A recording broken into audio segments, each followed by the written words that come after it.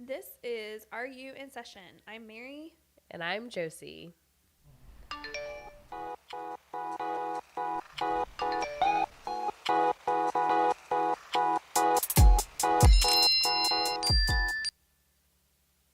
Okay, so we have a new setup today. Yeah, we do. I feel fancy. I love it. I love it. I don't know if everyone else is going to love it, but I think we'll sound better. I hope it sounds better. Hopefully the internet holds strong, but we're not in my office, and that makes a difference. That's true. That's true. I'm hoping 2024 I'm going to have better service in my office, but we can keep doing it in here because it's kind of nice. Yeah, except that we have the overhead lighting, I'm just going to say. Yeah, my office has the windows, so it's pretty handy. That's what we should talk about today. Why overhead lighting is bad for you. Why therapists should not use overhead lights in therapy. Our advice. We can make a debate out of that. That's, yeah. Anyway, what are we actually talking about today, Josie? I guess since we're here, we today are going to talk about treatment goals. Treatment goals. Yeah. What are those? What are they? That's a great question. What are they to the therapist or what are they to the clients? What are they to treatment? Well, okay. And then, Man. okay, you can answer it however you want. Okay, so if someone came to me and said, hey, I want to go to therapy, but I don't know where to start, I would probably ask the question, okay, what's going on for you that you want to go to therapy? What are you trying to accomplish while you're there? Is that usually what you ask? A lot of times. That's what you say? When I'm being the therapist. Yeah.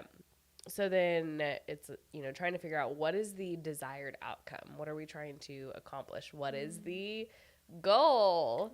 And so from there you kind of figure out, okay, I want to, let's say, like if I'm going to therapy and I have just gone through a sudden life shift, I might say, I feel like I'm struggling with all of these adjustments and I want to figure out how to navigate this adjustment in my life well. And right now I don't feel like I'm doing it well. So maybe I don't have the skills to do it well. Maybe I'm crying a lot. Maybe I just feel really overwhelmed and I need to sort through everything that I'm going through.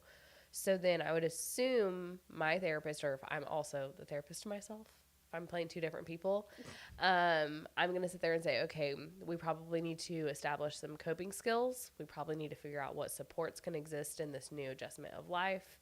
And we might need to have some emotional awareness and expression. So for me, in my head, my clinical mind is going to be okay, these are probably my treatment goals based off of the information that this client just gave to me. Yeah, sometimes it's clients will come in and be like, these are my goals. I'm like, okay, perfect. And I can put that down verbatim. Right. But there are some times where people are kind of I don't totally know what I'm working toward. I have an idea of what I want to see on the other side. And that's kind of how I ask my question is I'm like, okay, when you get to a point where you feel like you could use a break from therapy or you feel like you could come less often, what would look different? And that's kind of how I usually try to understand, what's the visualization and then what exact steps are you wanting to take to get there? Right. And when do you know you've gotten there? Yeah. That, when do you not have to be in therapy anymore? Yeah. But yeah, it's we have to actually have goals, whether the clients sit there and say these are my goals specifically or not. What does that mean? We have to have them as you're talking about the therapist, but what does that mean? Well, because we write notes and we create treatment plans. And even if your therapist doesn't sit there and say these are your goals I have written down, your therapist is probably writing down goals in their paperwork. Right. So, and that's a really good point of not every therapist goes through what we call the treatment plan with their clients. Some do, some don't. But the way I think about treatment goals and then the plan is it's the game plan of how we're going to be successful and we're going to know what we're doing. So it'd be a lot like in sports having, here's the plan. Here's how we're going to execute this so we can make a touchdown or we can, I don't know. Yeah, I'll use football. Yeah. Or in my head, I'm going cooking. I bake, I have a recipe, I have a game plan. And that's how I execute and make sure I get the desired outcome or the products that I'm trying to make. Yeah. So what would you say is the point of goals? It's your roadmap. It's the, I think it's probably fun to hop in your car and drive around and see where life takes you, but that's not what therapy is. I don't think it's what it should be. It's your roadmap saying here's the destination where we're trying to end up at, and here is the way we're going to try to get there. And the goals can change. So Absolutely. I mean, that's how life works, right? Like, we work to graduate high school, and then we have our next steps after that, and then maybe you want to get married. And those are all goals that you might reach or might not, but it's just how life works. And that's the same with therapy, is like, you may have your goals at first and you can meet them and be like, I'm done with therapy. Or you can be like, I've met those goals, but now I have other life circumstances, or I've realized I want something different or something more. And, And so they're ever changing. And that's the thing where it's like, I just want to at least know that we're working towards something, because I don't want a client to feel like they're wasting their time. And me as a client, I don't want to feel like I'm just coming, paying however much money and just talking, when I can do that with a friend for free. Right. So that's the thing, like, as therapists, we kind of have this very, like, formalized way of having a treatment goal and a treatment plan. I don't know, like, I probably would say for me personally, I don't express that to my clients. But eventually it's like, hey, this is the goal you had. Does it feel like you've met it? From my assessment, it does. What are we doing? But what happens if someone doesn't really understand, like, why we have this formal or almost rigid purpose of having a goal? Like, what do you do to help a client understand, like, why they need a goal, and what do you do if they're resistant to, like, identifying a goal? Yeah, I feel like first I try to understand, like, okay, what was it that you were wanting from therapy? And if it was just talking to someone, I want to make sure you're still feeling like it's worth it. And that's just something I'll always be checking in with people. And, that can vary. The reasons can vary. But I try to tell my clients, I'm like, I'm always working toward getting out of a job. Like, as weird as it sounds, that way I make sure, or I want to feel like I'm actually helping people make changes. Like, I'm not trying to rob you of your time and money and just sit here and talk. Right. So then it's kind of that dilemma of, like, someone might be like, well, I don't really know what my goal is, but I don't want to not be in therapy. Yeah. And that's always a fun thing sometimes to try to navigate, because it's this question of, okay, you don't want to end therapy, so there's obviously some safety and security here. But like you said, like, I don't want to waste your time or your money and have you just be in here to talk. So what are we accomplishing here? Like, what is the point of the dialogue between you and I that's giving you something that you will keep coming back to it? And what can a therapist do? Like, I feel like all you can do in that situation, right, is just check in every so often of, like, sure, so is this still the situation you want? Do you still feel like it's a good amount? Do you want to come less? Do you want to come more? Right. Which is something we have to do anyway. But yeah, absolutely. And I think for me, I'm going to try to, like, broaden someone's support system. So I'm going to try to have them identify, like, friends, family, colleagues, other professionals if needed, to also, preferably the friends and family part, to, like, almost start subbing in the friends and family as the support versus the therapist if it starts to feel like there is not an identified goal. Yeah. Because then it may just feel like chummy chit chat. Yeah. Something I know I say to my clients, and I bet you say to your clients too, is like, I'm going to challenge you in this process. So whenever we say that, like, when you hear that of I challenge my clients, like, what comes to mind of what that looks like in the process? Okay. So when I think of when I'm challenging my clients, a lot of times that's going to be like, hey, we have this identified goal. Obviously, you've come to a professional to try to achieve it, because somewhere along the way you realize, like, I need some extra help, and that's okay. If you could do it on your own, you probably would, but there's a reason you're in therapy. And so sometimes that challenge is looking like some pushing. It's a little bit uncomfortable. It's a little bit toe stepping. I often will say to people, like, hey, I think I'm about to step on your toes, but, like, bear with me here, and this is all for the good intent of getting to the goal. And then that goes back to, like, a relationship, a good therapeutic alliance with clients, that they understand that I'm goal driven in that. I'm not trying to challenge them in a way to make them hurt or feel shame or, be mean or anything like that. It's just, you need that extra push. What does it look like for you? I mean, same, all of that. I feel like when it comes to challenging, let me take a step back. Like, why would we be challenging in the first place? It would be either the reasons we've already talked about of like, okay, you don't really have goals, but like you want to come to therapy. That's one example.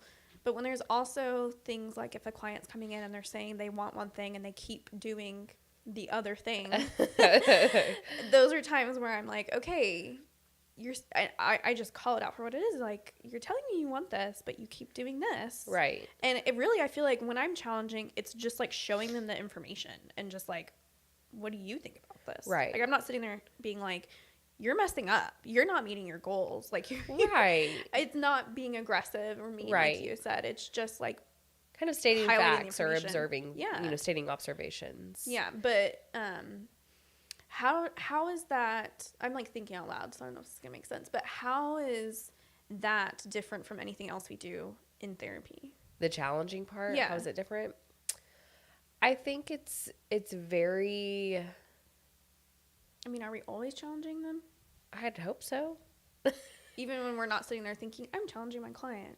That's my thing. I think when like we outwardly or very intentionally know we're about to challenge a client, it's very, for me, my style of therapy anyway, is to be very direct about it. Mm-hmm. I want them to know, hey, I'm asking you this, or I want for you to talk about this, or I want for you to think about this differently for a reason. Like this means something. Or I'm stating this observation of you're saying you want this and your behaviors are doing this and they contradict one another.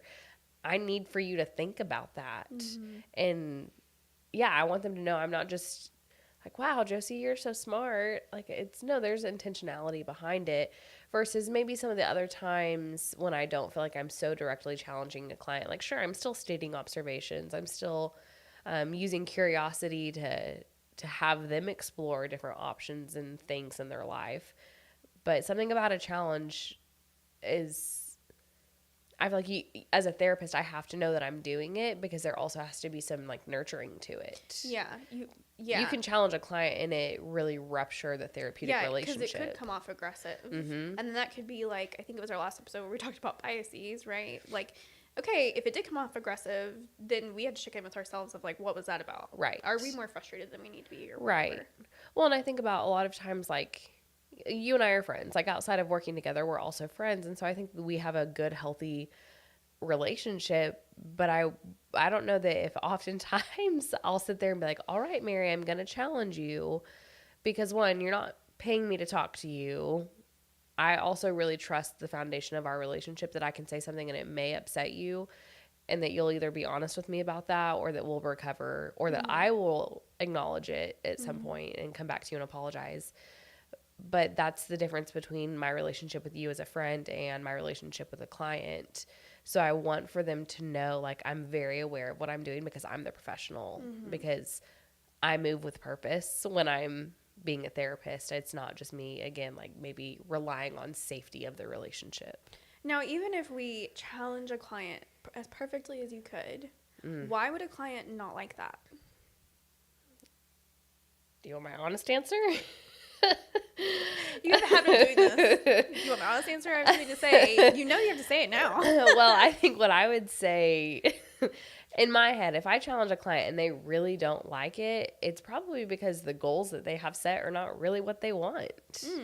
And so then at that point, and typically for me, it feels like if I get to a point where I'm challenging a client and it's probably the same challenge over and over and over again, and so they are feeling poked and prodded, I'm going to take that as some feedback of like, hey, I keep challenging you in my mind because of this goal. And at this point, I've surely identified it with the client. Like, this is the goal that I think we're moving towards. Are you in agreement? Because that's the other thing. Like, it also gives an opportunity to be like, no, that's not what I wanted. Right. Okay, and then I would be like, oh, wow, sorry, I'm barking up the wrong tree then. But if that's not the case, if if they're like, well, yeah, that is the goal, then I'm going to be like, is it? Yeah. Because like, where's this resistance coming from when this may be an option or an opportunity for you to get to that goal? I feel like, too, it could also just be that, like, clients are comfortable in the state of being that they're in, even if they know, like, this really isn't what I want, but it's just hard. Homeostasis. Yes. Old habits die hard. Like, even with my own therapist, every once in a while, I told her, like, one time, I was like, I'm a master avoider. And so every once in a while, she was like, I have this written down, master avoider. And that's her very subtle way of challenging me and reminding me, like, maybe this is something you're doing. Right. Yeah. So then, we're talking about you and I when we're the therapists, like we're challenging and we're doing this. And I hope that, anyone that listens to this, what they hear is that we're being very thoughtful about it. We're trying to be very tactful. Always like, we're always thinking about what we're saying, how we're saying it, and why we're saying it. Right. And to me, I think like I'm exhausted just thinking about all the work we're doing. It's a lot of mental work. Yeah. So then it makes me have to question and wonder, like, if I'm repeatedly challenging a client, that, again, like, that might be more feedback, but what is that even saying about me and the work I'm putting into their treatment goals and them and the work they're putting into their treatment goals? Wait, what do you mean? Am I working harder than them? And if you are, what does that mean? I better stop. I'm not paying me. Why shouldn't you work harder than your clients? It's not my life. And you can't do it for them. yeah, I can't do it for them. And I don't want They to. want I us think to, that I creates think, an sometimes. unhealthy dependency too. Yeah. Like that's also, again, like, that's not the point of therapy, for me to come in and do the work for you. I always tell clients, I'm like, if I could see the future or if I could change everything like that, I would charge a lot more money, but you would also have to see me less often. Yeah. That's what I It tell would be people. great if I could do that. Yeah, I say, if I had a magic pill where I could give it to you and it would change everything, I absolutely would. And they say, why don't you? And I say, because you don't have enough money for it. And I don't have the magic pill. So. Yeah. It's twofold there. Yeah. So that kind of goes into like our other point of like, we want to work hard for our clients, but we don't want to work harder than them because it's not our lives, it's theirs. Yeah. And there's some benefit to, there's a lot of benefit for the client to also recognize, like, I put in the work to make this stuff happen. Yeah, which is really empowering. Like, we're talking a lot about clients really not meeting goals or like working toward goals, but what about when clients do meet goals? Like, that is such a beautiful moment when like the client and you realize like, you got here, like, you did it. And they, not to toot my own horn, but sometimes I do have clients who are like, that, like, you were so helpful in this process. And that's amazing for me to hear. But at the end of the day, I didn't do it. Like, they did it. It's their lives. And that's where it can be so empowering of like, the good news and bad news is, yes, I can't do this for you, but also like, wow, look at all the work you did to get here. Right. I would say that's one of the like more fun parts of our job is at the end when goals have been met and they're like, man, like, I'm so thankful I came to therapy and like, you helped me out so much. And I'm like, yeah, like, again, it always feels good, like another, feather in my cap or whatever. But it's also so fun for me to be like, I didn't do much. Like, I asked you some questions and I talked with you. You did the hard stuff. And for them to be like, okay, yeah, I did. And I'm like, yeah, you did. Like, you made big changes. Yeah, absolutely. Yeah. So it's kind of like a proud teacher or proud parent moment where, like, yeah, you got this. Oh, I wish we could add in this. Can we like go back and add this sound in later? That TikTok sound where it's from, what is the Inside Out where he's like, go. Go. I don't know what I'm saying. I don't know. Did you see they're coming out with a second movie though? Yes, I saw that yesterday. So excited. That's exciting. I can't wait for that to come out. And who's going to get to it first? Therapist take or us to talk about that movie? Ooh, I think we should write it down now and tell Josh and Carrie it's ours. Probably should bring in a play therapist for it too, I guess. I'm putting it on live video right now. It's ours. Josh, you listening to this? Anyway, I got distracted us. Yeah, me too. So then let's go back to the client part. So obviously, like, the biggest hurdle, I don't know if it's the biggest, one of the first hurdles, yikes, we face is sometimes getting our clients aligned with getting us all on the same page of what the treatment goal is. But what if your client is still like, yes, this is my treatment goal, but there's some level of like dishonesty? Like, they're holding back some of the truth. They're lying to you, bold face. I mean, how do you know if that's happening? When is it your job to dig into it? Yeah, if like you have a sneaking suspicion of like, I think they might be lying or like holding back something. There's always a way to ask a question. There's always a kind way to ask something, sure. Right? And so it's like, I'm thinking if I have a gut feeling for whatever reason, I might just ask them like, is there something, you're not feeling comfortable sharing with me? Is there something I'm missing? Yeah, I think And that's I mean, I have told clients before, like usually it's at the beginning of treatment. I'm just like, this is what to expect. I'll be like, you can lie to me all you want, but like at the end of the day, that impacts you, not me, and it affects my job for you. Like I can't effectively help you unless you're being honest. right, right. Well, and I think that's where one, it's a therapist's job to call out when things feel incongruent. Of like you're saying this but you're doing this, or it seems like maybe you're withholding something. Let's talk about that. Yeah. And then we can't control if they tell us the truth. I'm not going to sit here and be like, I think you're lying to me. Right. Well, and that goes back to the like, don't work harder than your client. Yep. If they're okay being dishonest in their treatment, then hopefully at some point they have the insight to recognize like that's probably going to hinder and hold themselves back from their treatment and their goals. And if that's their choice to do it, I mean, we can't make people do anything. Well, and even that, like, dishonesty is information for the client and the therapist. Like, if I'm a client, I'm like, I don't know why I haven't told my therapist this. Like, that's just for me to think, like, okay, it must really bother me. Like, ask myself some questions of, like, what's going on there? And for the Spoken like a true therapist, again, therapist. it's just, like, information of, like, okay, this is interesting that you held this back, or I don't know, whatever. Right. Because then at that point you can figure out, like, there might be a couple of reasons why they're being dishonest. Like, is it that they're not proud of their choices, their behaviors, their whatever? Is it that they don't feel safe in the room with you? Yeah. Maybe this therapist isn't a good fit for me if I can't be honest with them. Right, right. And so there's only so much a therapist can do besides be like, hey, that's okay. If you don't Yeah. feel safe with me, if this isn't a good fit, if this isn't comfortable for you, like, let me know so I can make adjustments, or let me know so I can send you to another therapist. Yeah. And that's a cool part about our jobs. Our feelings don't get to take up tons of space because we work for the clients. Like, it's very client centered. So I Hopefully, wouldn't, that's what you're getting. hopefully I wouldn't want someone to sit in my office and feel like they couldn't say, hey, this isn't working, but I trust you enough to send me to another therapist, or I have found someone else. I'd be like, great. Yeah. At least you're getting what you need. Right. Yeah. Again, I'm not trying to waste anyone's time or money. And at a certain point that includes mine, because if it is feeling unproductive to the client, then it's probably feeling unproductive to me too. Something that I don't know if it's worthwhile. Well, probably. Something that could be interesting for us to talk about as marriage and family therapists is couples goals versus individual goals. Ooh, yeah. Because not every counselor works with more than one person. And so that, I don't know, we might have a unique take on that. Yeah. Where would you start on that? I was going to ask you the same thing. I guess what can couples goals, like what is an example of what one could be versus an individual goal?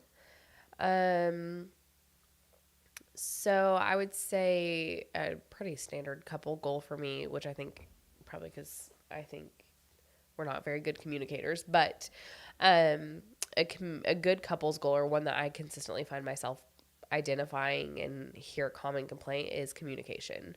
So for that, what I'm going to say, like, for the couple is going to be establishing healthy communication patterns, understanding their like conflict cycle and how that applies in communication, like learning each other's style of communication so that you can kind of speak to it, and work well together. Whereas if someone was working with me individually and said, I just really struggle with communication, it's going to be more so figuring out for them, their individual communication style, what they can do to feel more confident in the way they communicate, whether that's, they need to have coping skills to like regulate their central nervous system before they go in and talk to a boss, or, whatever the situation is, kind of building more self-esteem in their communication skills, where I feel like for a couple, it's going to be understanding one another and like conveying respect and a desire to communicate well in the relationship. And that is with the situation that a couple agrees on the goals. That is something that we come up across sometimes too, where it's like people don't like the couples don't agree on goals together when they come to therapy. Yeah. Weird. Yeah, I know. It's like, you guys are in the right place, but that is a challenge for us as therapists, of like, okay, I can't sit here and cater to each individual of goals. Like, you guys have to be agreeing on what the goal is that we're working toward. Otherwise, we're getting nowhere. We're going to be banging our head against the wall. So something like that. What if a couple comes in, so partner one and partner two, and they both have identified goals that probably do need to be met in their relationship, but they are having a hard time prioritizing which one's more important? Can you still work with them? I feel like in the first couple of sessions, I would just be challenging them of like, okay, we can talk about what our goals are, but you guys have to agree that this is what we're working toward. Otherwise, like, you're going to be wasting your time with me. Right. And maybe you need an individual therapist first. Right. Or, yeah, I would agree with that. Like, let's at least identify the first goal that we're trying to meet. Mm-hmm. That doesn't mean we're neglecting the second goal. Oh, yeah, I see what you're saying. Yeah, like, we can have both goals. Right. We can have multiple. And a lot of times I feel like with couples in that case, it's not necessarily a complete, we have to address one and then we can move on to the other. Like sometimes it's let's get a little bit of both. Yeah, like let's get halfway there with goal 1 and then, oh, what do you know, goal 2 is probably also part of like the problem. And so we're going to start talking about that as well. And then we, once we successfully meet goal 1, then we're going to focus the rest of our attention on goal 2. But you were also talking about, like, if they have completely conflicting goals. Yeah, like, I don't know. I guess stay that's where married it or could be don't like stay discernment married. Counseling almost. Yeah. I guess that's like the one example I can think of, but I feel like that's probably the most common in our line of work, especially with betrayal trauma, is I want to make this marriage work, and I don't think I want to make this marriage work. Yeah, that's difficult. Yeah. But then that's where, too, like, we just meet our clients where they are anyway. So it's not our job to just be like, here, make a decision. Right. Well, no, that's the thing of, usually it's a I want to and I think. And so the I think does not mean a definite. So, okay, we can work in that space. It may be tough, but until that I think becomes a more definite I know. Yeah. Whichever way that goes, like, we can try to work with it to see if they're willing to be swayed. There are also times when couples come in and I feel like they're saying, this therapy is for my partner. It isn't for me. It isn't for us. It's for them. I'm a support person. It's like, okay, that's a different scenario. Or we have couples who come in and are like, I also want individual therapy. Can I meet with you sometimes? Ooh. But we're always trying to make sure we're on the same page, right?